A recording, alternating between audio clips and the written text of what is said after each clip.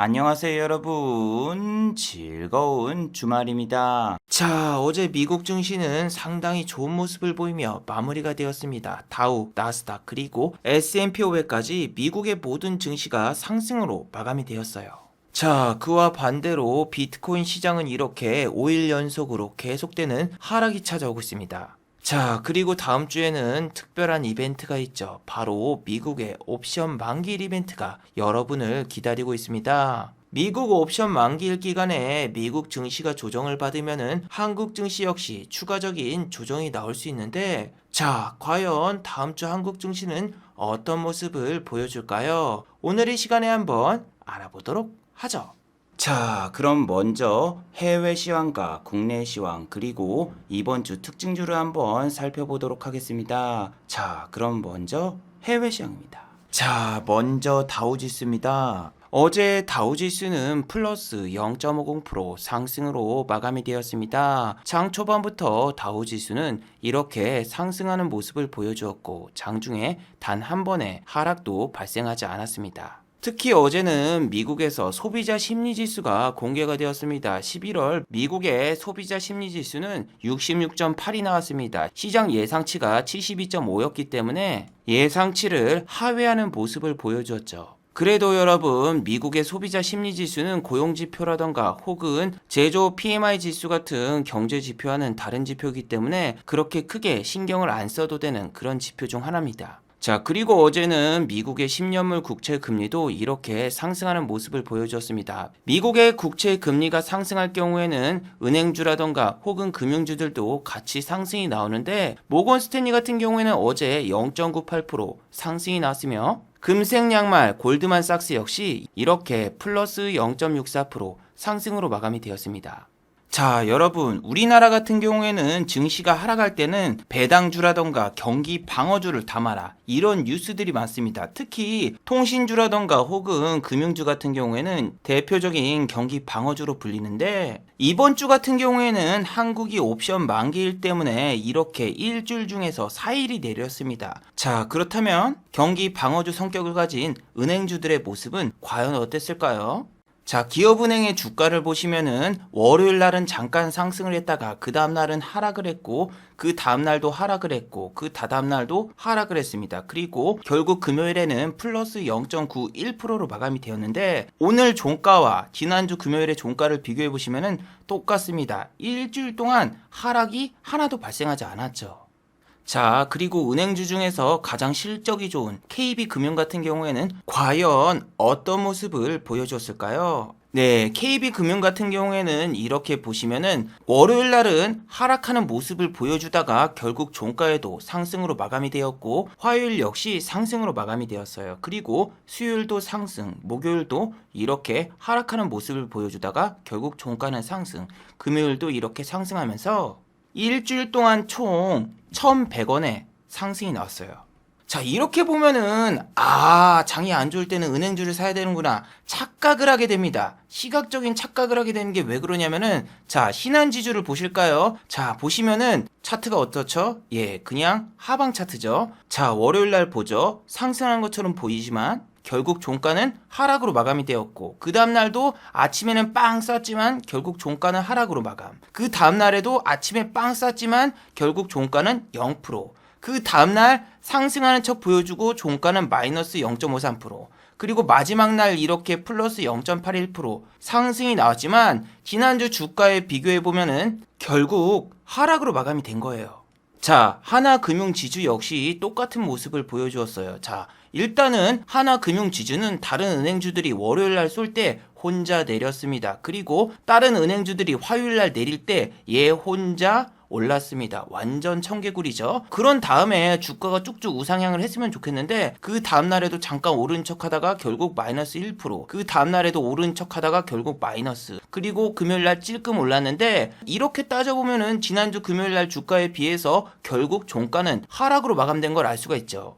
이건 다른 은행들도 마찬가지입니다. 제주은행 같은 경우는 주봉으로 보시면은 결국 마이너스 3.91%, 다른 은행주보다 훨씬 더 하락이 큰 모습도 나오고 있고, 우리 금융지주 역시 똑같은 모습을 보여주잖아요. 월요일날 저렇게 기사가 나오니까 아침에 잠깐 빵 쐈다가 그 다음에 점점 우하향하면서 주봉으로 보시면은 결국 마이너스 1.13%.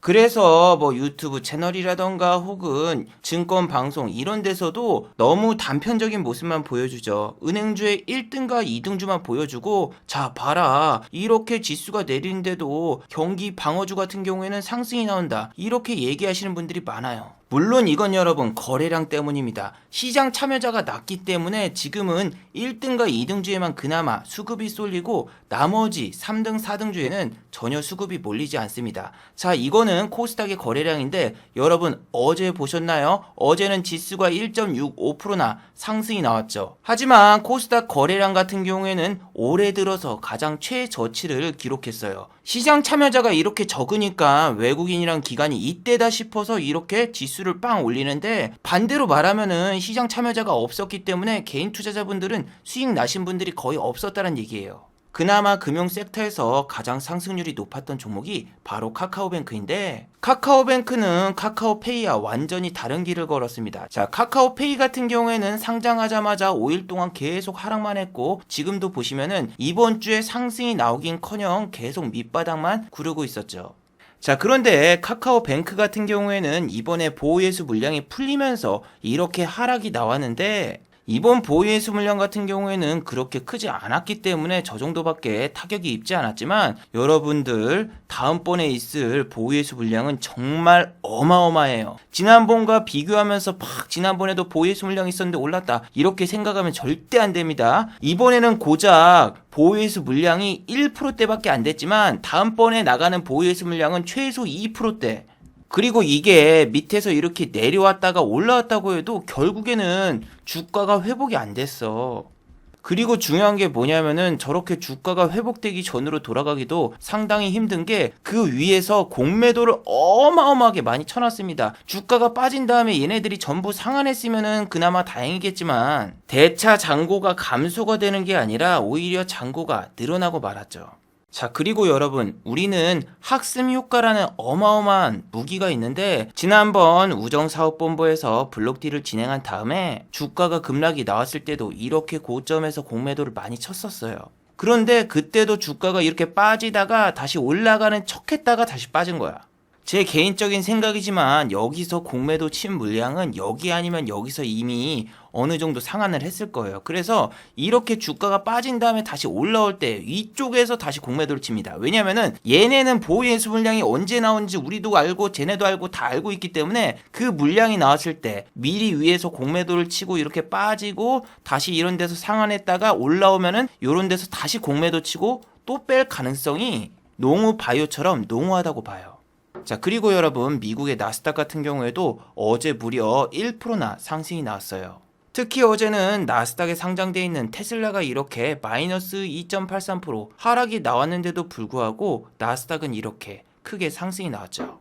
자, 테슬라가 이렇게 또 하락이 나온 이유는 도대체 뭘까요? 그 이유는 바로 일론 머스크가 주식을 또 팔아서입니다. 자, 일론 머스크는 지금 억만장자들이 주식을 가지고 있어도 그 주식에 세금을 매긴다라는 억만장자 과세가 국회에서 통과가 될 수 있다라는 법안이 나오고 있어서 그 전에 주식을 미리 팔고 있습니다. 그래서 지금 테슬라가 다시 한번 천슬라를 깨고 이렇게 약간 내려오려는 모습을 보여주고 있지만, 트위터의 설문조사에서 주식을 팔라고 한 사람들의 응답이 더 많았기 때문에 생각보다는 주가가 그렇게 크게 하락하진 않았어요. 자, 그리고 테슬라의 라이벌이라고 불리는 리비아는 상장한 지 3일 만에 주가가 55%나 상승이 나왔습니다. 어제 같은 경우에도 플러스 5.66% 상승으로 마감이 되었고, 리비안의 주가가 저렇게 치솟자 일론 머스크가 또 트위터에 글을 남겼습니다. 리비안, 니네는 뭐 차를 생산하는 것도 하나도 없고 수입이 빵인데 주가가 지금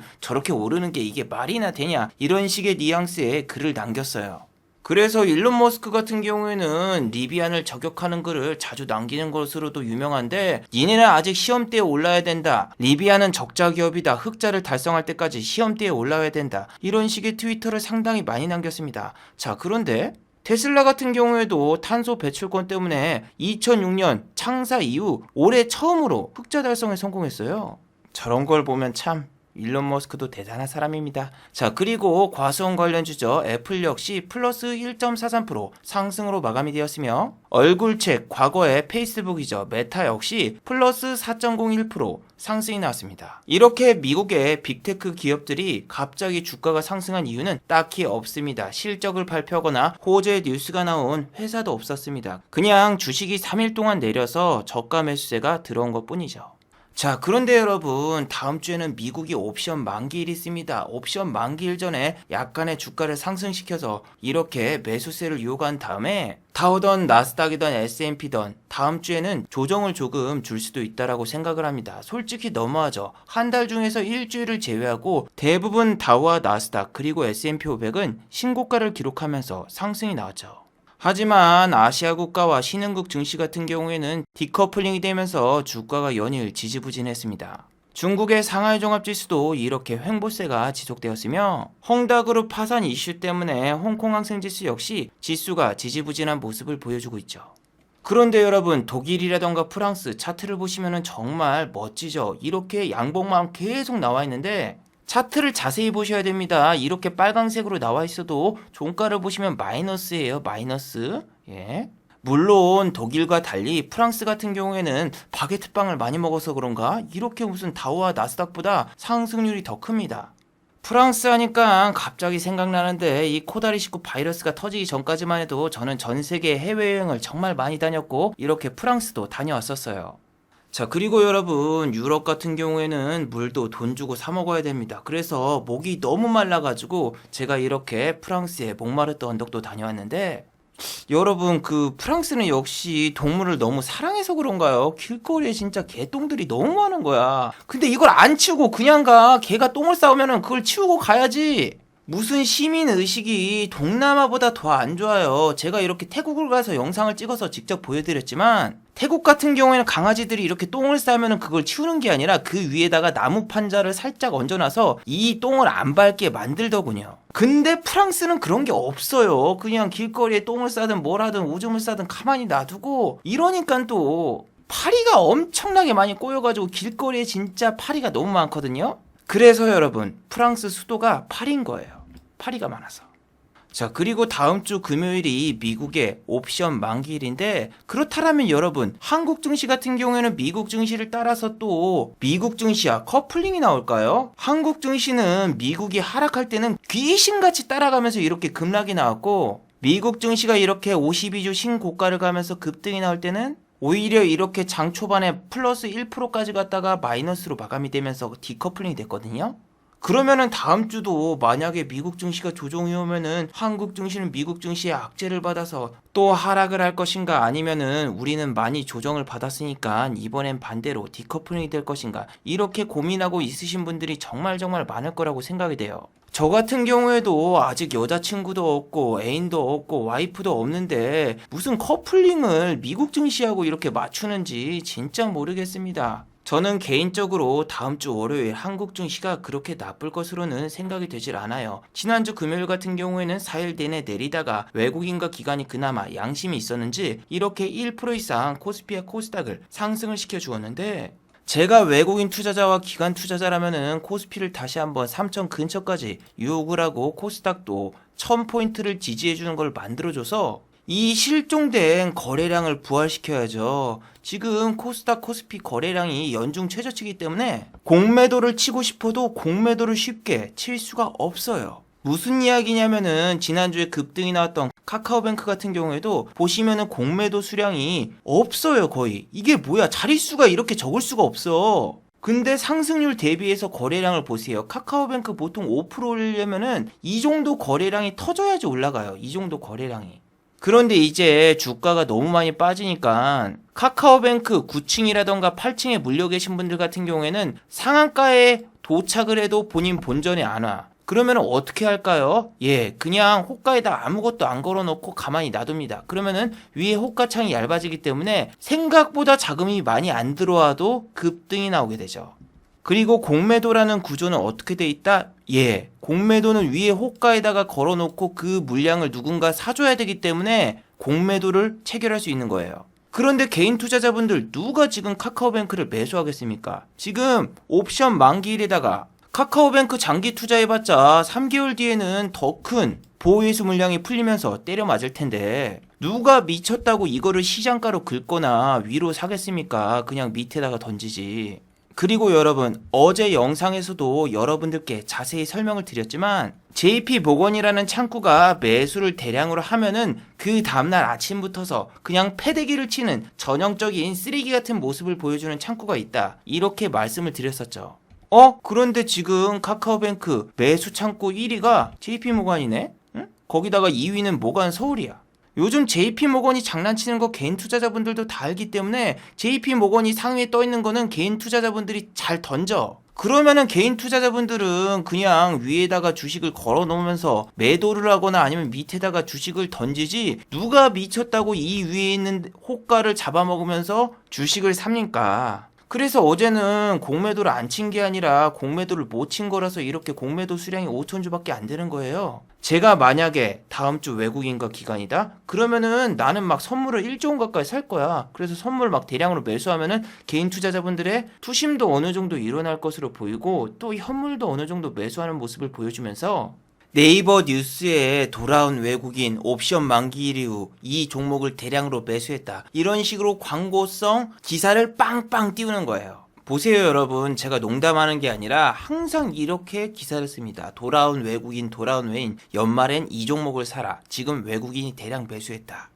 어제 영상에서도 말씀을 드렸었죠. 셀트리온 같은 경우에도 장 시작하자마자 레키노나주가 유럽에서 승인이 곧 완료가 될 것이다, 이런 찌라시 띄운 다음에 아침에 주가 갭을 확 띄운 다음에 외국인과 기관이 이렇게 주식을 패대기 치면서 개인 투자자분들에게 물량을 다 떠넘긴 상황에서 이렇게 고점에서 대량 공매도를 발생시킨 다음에 장마감 하자마자 갑자기 어닝쇼크 뉴스가 나온다? 이건 무슨 옛날 한미약품 사태처럼 어떻게 1번부터 2번, 3번, 4번이 다 이어집니까? 이게 여러분 농담하는 게 아니라 어제 나온 뉴스죠. 네이버에서 연합뉴스 포털을 퇴출시킨다. 10년 동안 광고성 기사만 2,000건이었다. 자, 뉴스심사위원회에서는 12일 뉴스 심사를 거친 결과 네이버와 카카오 그리고 포털 사이트들에서 연합뉴스에 2,000건이 넘는 광고성 기사를 발견했다라고 뉴스가 나왔습니다. 그래서 네이버와 카카오 이런 포털 사이트에서 더 이상 연합뉴스에 뉴스를 검색할 수가 없어요. 아니 여러분들이 너무 순진하게 이렇게 막 단독 기사들 그냥 돈 3, 40만 원만 주면은 써주는 이런 기사들 같은 거 믿고 주식 사면은 그냥 돈 다 망합니다. 아니 뭐 삼성전자고 테슬라가 손잡는다 뭐한다 막 이런 가짜 찌라시 나오고, 관련주들 아침에 막 이렇게 10% 20% 갭 띄운 다음에 다 팔아치우고 튀고, 대한민국은 무슨 NFT 관련주만 봐도 다들 알잖아요. 다 작전인 거. 찌라시 띄워놓고 NC소프트도 무슨 상한가 보내놓고 고점에서 공매도 치고 빼고, 제약가 바이오주도 무슨 대단한 것도 아니고 FDA에 임상 신청한다 뭐 그런 것처럼 그냥 신청 등록한 거를 막 과대포장 기사 쓰면서 주가 이렇게 빵 띄운 다음에 고점에서 다 팔아치우고, 주식시장에서는 이런 게 너무 비일비재하고, 제가 제약가 바이오주를 너무너무나 싫어하는 게, 제약가 바이오는 홍보팀에서 이렇게 막 자료 뿌리면서 우리 회사 제약가 바이오 홍보 좀 해주세요, 그리고 자료도 지네가 첨부 파일로 만들어서 보내고 이런 거 소개시켜주고 막 하면은 나중에 막 뒤에서 돈도 줘요. 아니 여러분, 무슨 그 회사의 비전 설명하면서 막 PPT로 만들어가지고 설명하는 막 그런 주식 유튜버라던가 막 그런 영상 같은 거 절대 믿지 마세요. 뒤에서 뒷돈 받았을지 여러분들 그런 거 누가 알아요. 이건 절대 투자 권유가 아닙니다. 그냥 투자 참고용으로만 알아두세요. 이렇게 막 PPT 만들어가지고 그 회사 비전과 뭐 여러가지 막 설명해주고 그러는데, 시간이 남아 돌아가지고 그런 걸 PPT를 만들어가지고 설명을 하고 있겠습니까? 그 회사에서 PPT도 만들어서 다 주는 경우도 있고, 뒤에서 이렇게 막 돈 주면서 우리 회사에 대해서 좀 소개를 해주십시오, 무슨 공장 견학 와주십시오 이러면서 뒤에서 작업하시는 분들 너무 많아요. 저도 제안을 몇 개를 받았는데. 아니 여러분, 시간이 남아도는 것도 아니고 내일 매매해야 되는 종목도 뽑아야 되고 할 게 얼마나 많은데 기업 속에 PPT를 만들어가지고 기업 속이라고 있습니까? 저는 그분들이 하는 거 완전히 반대로 합니다. 이 회사의 주식을 사면은 상폐당하고 망할 수 있습니다. 막 이런 식으로 적용 영상을 만들고 그러면은 그 회사 담당자 직원들이 저한테 연락이 오더군요. 자, 팍스넷 전략기획실에서 문의드립니다. 이게 여러분 뭐 때문에 그러냐면은 제가 2월 달이었죠. 정확히 말씀드리면 2월 12일인데 상장 폐지가 될 것 같은 주식에 대해서 막 설명드리면서 그 중에서 팍스넷이란 주식이 있었어요.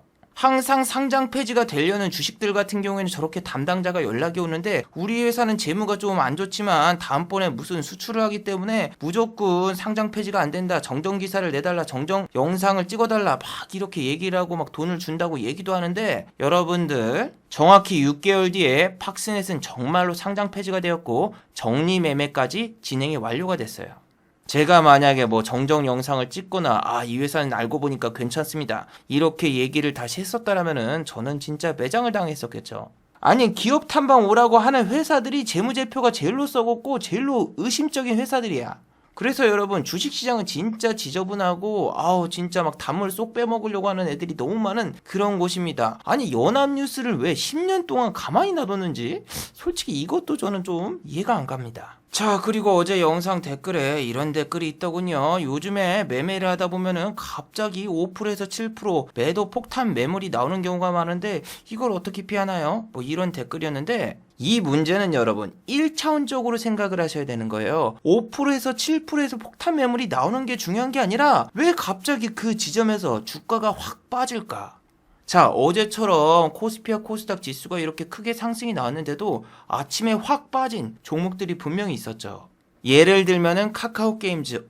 카카오게임즈 상승했는데요? 아닙니다. 잘 보세요. 자, 차트를 보시면은 정말 끝내주죠. 아침에 플러스 5%까지 상승을 시킨 다음에 마이너스로 전환이 되었습니다. 자, 카카오게임즈 같은 경우에는 전날 시간의 단일가에서 마이너스 2%의 하락이 나왔는데 아침에 오히려 이렇게 플러스로 출발을 했습니다. 도대체 카카오게임즈가 왜 이렇게 아침부터서 크게 상승이 났을까요? 그 이유는 바로 카카오게임즈가 MSCI 지수 편입에 성공을 했습니다. 지난번 8월 달에는 MSCI 지수 편입 실패로 주가가 이렇게 계속 하락이 나왔었는데 이번에는 MSCI 지수 편입에 성공했는데 왜 주가가 아침에 이렇게 확 올랐다가 확 빠져버렸을까요? 그 이유는 첫 번째는 프로그램 매수 매도입니다. 외국인 투자자라던가 기관 투자자는 이렇게 프로그램을 써서 매수와 매도를 하는데 프로그램이 매도 중이야. 두 번째, 매수 창고 순위 1위가 누구야? JP모건.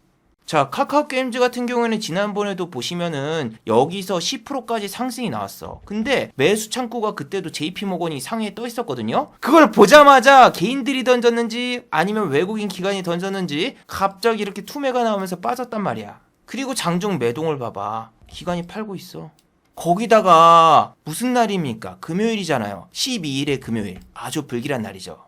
개인들의 투심이 좋을 수가 없어요. 지난번에도 당했고 이번에도 또 당할 소냐 하면서 던지고 개인들이 던지자 올커니 갑자기 프로그램이 매도에서 매수로 전환이 됩니다. 자, 카카오게임즈 같은 경우는 제가 영상에서 많이 언급을 해드렸지만 얘는 계속 10만원 터치하면서 한 번씩 터치한 다음에 다시 뺄 거다. 그렇게 개인들을 흔들어줘야 되고 개인들의 물량이 나오는데 자, 어제도 여러분 어마어마한 심리전이 들어갔습니다. 금요일이라서 당연히 여기를 못 뚫을 거라고 생각을 하는데 갑자기 1시 56분에 JP모건이 아닌 이번엔 모건 서울로 수급이 들어오면서 98,000원을 뚫어버려. 그러면은 10만원을 달성할 거라는 기대감이 생기면서 막 주식이 사고 싶어지죠. 그런데 여러분 주식이 요즘에 너무 재밌어. 이 심리전 너무 짜릿하지 않아요? 98,000원을 딱 뚫으면 이제 10만원이 보인다. 가자! 외치잖아? 거짓말처럼 투매가 나오면서 내려. 그럼 사람이 이제 흔들리지. 와, 이번 주말 완전히 망했다. 이거 왜 들어갔을까? 아유, 제발 97,000원만 지지해줘라. 다음 주에 내가 그냥 본점 하나도 나갈게. 98,000원. 제발 좀 저거 뚫어줘야 되는데 이렇게 만들었는데 97,000원이라도 지지를 해주면 좋겠지만 후반부에 가면 갈수록 97,000원 지지는커녕 96,000원대로 가버립니다. 자, 이 상황에서 장이 마무리가 됐어. 내가 만약에 98,000원에 물렸어. 그러면은 여러분들은 지금 눈에 뭐가 보이나요? 10만원을 뚫을 다음 주에 카카오의 모습이 보이나요? 아니면은 지난번처럼 이렇게 잠깐 올려주는 척 해놓고 다음날 마이너스 7%를 뺐던 카카오의 모습이 보이나요?